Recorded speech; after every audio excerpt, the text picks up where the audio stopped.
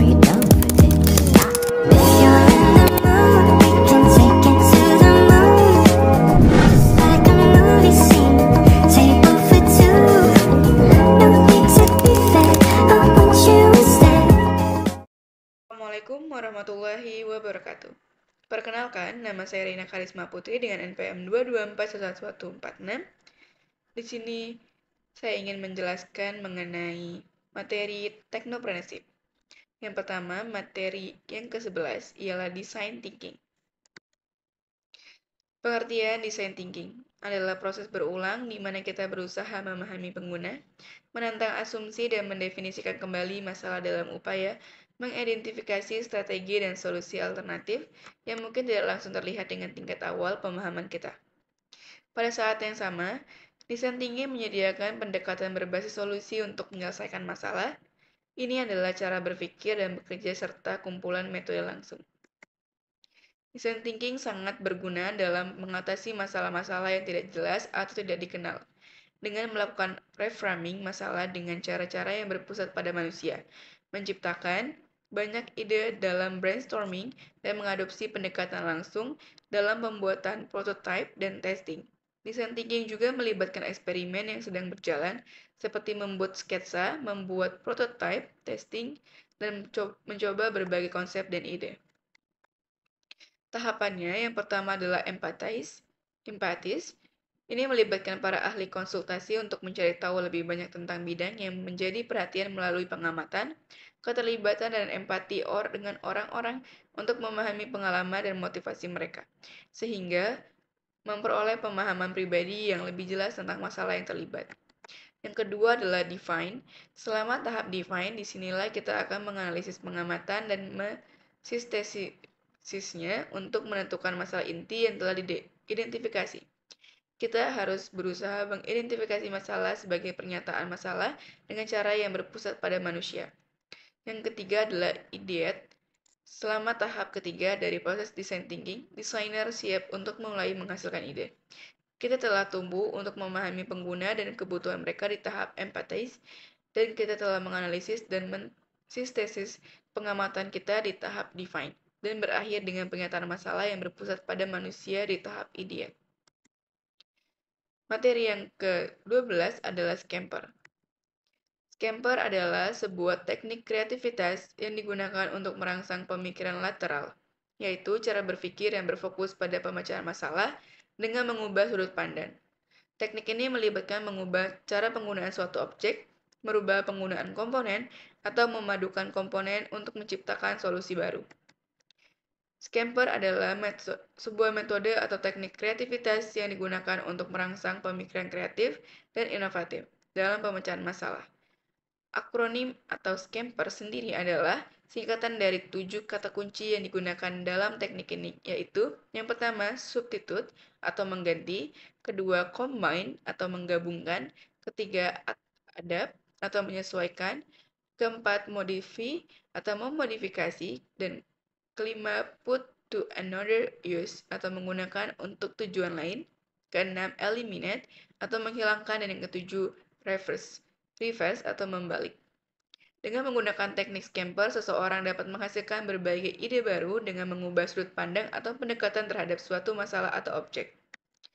Tujuan dari penggunaan teknik Scamper adalah untuk merangsang pemikiran kreatif, menghasilkan berbagai ide baru, dan membantu dalam pemecahan masalah dengan cara yang inovatif.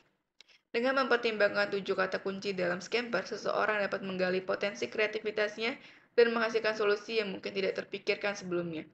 Hal ini membantu dalam menciptakan produk baru, memperbaiki proses, atau menemukan cara baru untuk menyelesaikan sebuah masalah. Materi yang ke-13 adalah Business Model Canvas.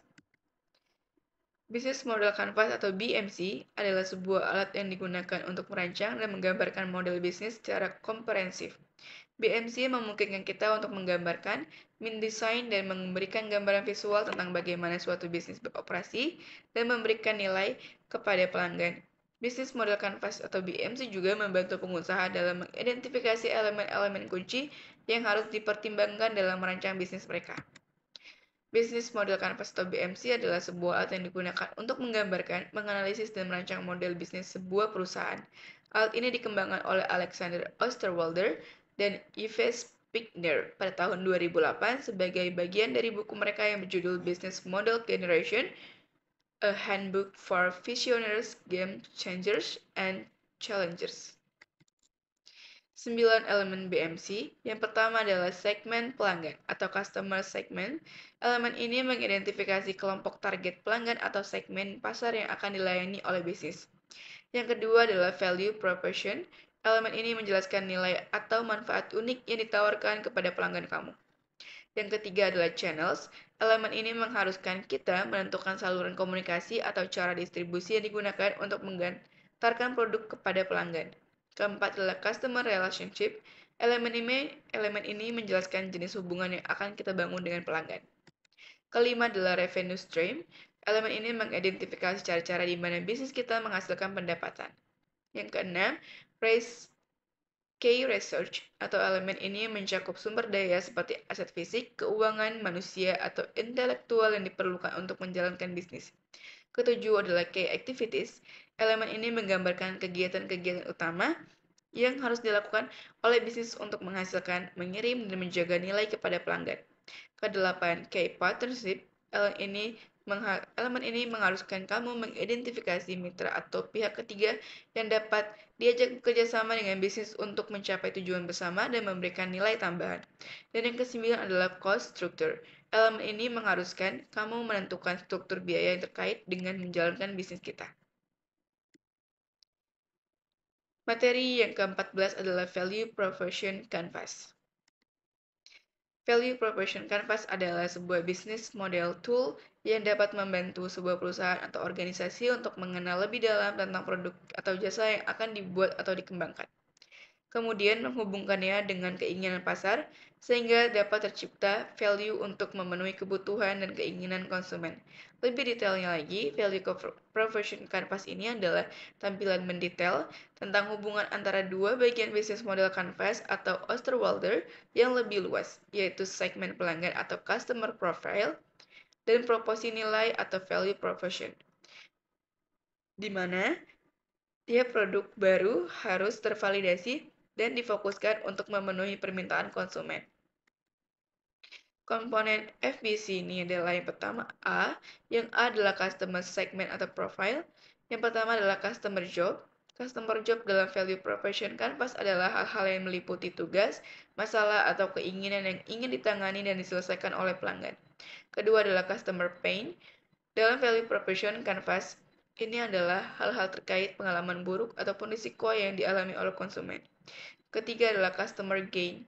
Customer gain dalam value proposition canvas adalah hal-hal yang terkait pengalaman positif maupun kelebihan lainnya yang ditunjukkan konsumen karena telah memperoleh kepuasan yang lebih. Yang B adalah value proposition map. Yang pertama adalah pain relievers. Dalam value proposition canvas adalah komponen yang berguna untuk menjawab consumer pain. Yang kedua adalah product and service. Dalam value proposition canvas adalah komponen untuk mencapai customer gain dan meminimalisir customer pain melalui produk atau layanan yang kita tawarkan. Yang ketiga adalah gain creators. Dalam value proposition canvas adalah komponen yang berisi nilai ekstra yang ada dalam produk atau layanan untuk kemudian disampaikan kepada pelanggan. Materi yang terakhir adalah materi yang ke-15 adalah competition analysis. Analisis kompetitor adalah proses mengumpulkan, meninjau, dan mengelola informasi tentang pesaing kita. Informasi tersebut mencakup berbagai hal seperti statistik industri, produk, atau layanan yang ditawarkan, kinerja merek, bentuk pelayanan, bahkan sampai dengan harga yang ditetapkan. Dan salah satu tujuan utama dari analisis kompetitor ini adalah untuk memahami pesaing dengan baik. Dengan menganalisis pesaing secara menyeluruh, perusahaan dapat mengidentifikasi kekuatan dan kelemahan mereka. Strateginya yang pertama adalah menentukan pesaing. Ada dua jenis kompetitor, yaitu kompetitor langsung dan tidak langsung. Kompetitor langsung merupakan kompetitor yang menawarkan layanan atau produk yang sama atau mirip dengan apa yang kita tawarkan. Sedangkan kompetitor tidak langsung yaitu para pesaing yang memiliki produk berbeda namun bermain di market yang sama dengan kita. Yang kedua adalah mengenali produk kompetitor.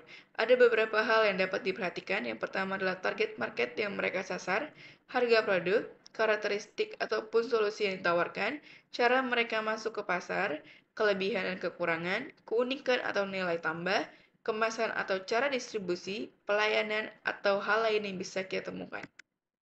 Yang ketiga adalah memahami strategi marketing yang digunakan, yaitu dengan memulai dari bagaimana proses penjualannya, cara distribusi, teknik produksi yang efisien, hingga bagaimana treatment yang dilakukan untuk menyenangkan hati para pelanggan. Dan yang keempat adalah mendalami sistem dan manajemen bisnis. Selain produk dan pemasaran, kita juga bisa menganalisis bagaimana mereka bekerja. Sistem bisnis merupakan hal yang penting untuk mencapai output yang produktif dan efisien. Terima kasih, sekian penjelasan dari saya. Wassalamualaikum warahmatullahi wabarakatuh.